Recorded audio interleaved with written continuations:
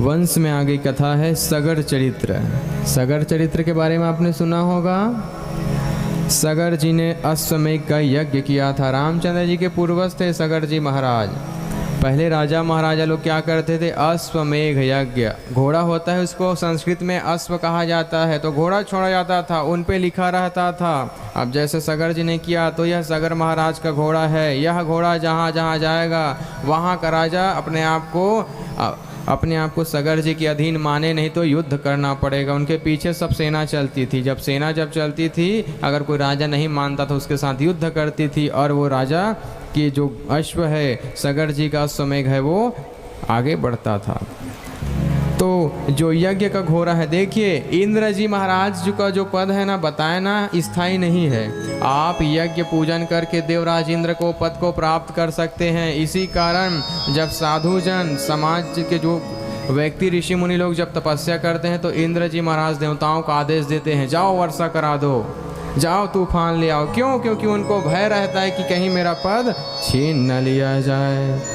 तो सगर जी महाराज कहीं मेरे पद को छीन न ले करके यज्ञ के वो अश्व के घोड़े को कौन चुरा लिए हैं? इंद्र जी महाराज चुरा लिए हैं। बोले राजा रामचंद्र की जय हो। इंद्र ने यज्ञ के घोड़ा को कपिल आश्रम में बांध दिया है। देखिए देवराज इंद्र के बाद बुद्धि है, देवताओं का राजा है, लेकिन क्या कृत्य किए, ध्यान से सुनिए। और यज्ञ के घोड़े को चुरा लिया और कपिल जी के आश्रम में बांध दिया गया है। ये कपिल जी अलग हैं, ये कपिल जी महाराज के आश्रम में बांध दिया। अब जो सगर महाराज के ना 60,000 पुत्र थे। कितने पुत्र थे? 60,000 पुत्र थे। अब पता चला कि अश्वमेध का घोड़ा कहाँ चला गया। अब देखिए देवराज इंद्र ने कपिल आश्रम में बांध दिया था, और कपिल आश्रम में कपिल मुनि क्या कर रहे, तपस्या कर रहे थे। क्या जानेंगे बेचारे, अंतर ध्यान थे भगवान की भक्ति में। तो आगे की कथा हुई, जब कपिल आश्रम में घोड़ा को बांधा गया तो जो इंद्र ने जो योजना बनाई थी वो सफल होने वाली थी। कैसे? 60,000 पुत्रों ने देखा कि वो घोड़ा कहाँ पे है, कपिल जी के आश्रम पे है, और कहा देखो यह पाखंडी साधु सन्यासी बन के पूजन अर्चन कर रहा है, लेकिन यह अश्वमेध के घोड़े को क्या कर लिया है, चुरा लिया है। जबकि कपिल मुनि को पता ही नहीं था।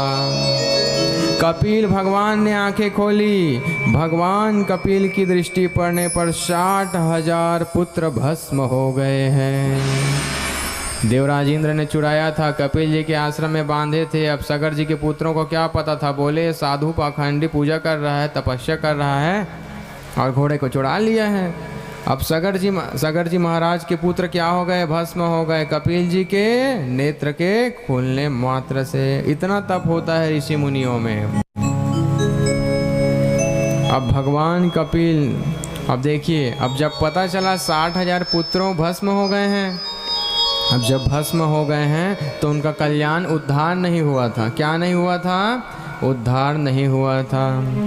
तो भगवान कपिल से कहा गया कि ये सगर के जो 60,000 पुत्र जो भस्म हो गए हैं, उनका कल्याण कैसे होगा।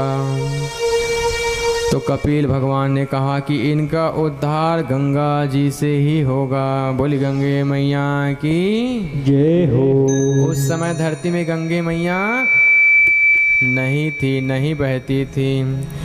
अब आगे बहुत से उनके वंशजों ने प्रयास किया कि गंगा मैया आ जाए, बहुत कठोर तपस्या करे, लेकिन उनके राम जी के पूर्वज और सूर्य वंश में एक महान प्रतापी राजा हुए भगीरथ जी महाराज। भगीरथ जी ने घनघोर तपस्या की, इतनी तपस्या की कि भगीरथ जी के प्रयास से गंगा मैया भोले बाबा की जटा से होते हुए धरती पर आई, और सगर पुत्रों का क्या हुआ है, उद्धार हुआ है। बोली गंगे मैया की जय। आइए मीठी मीठी तालियों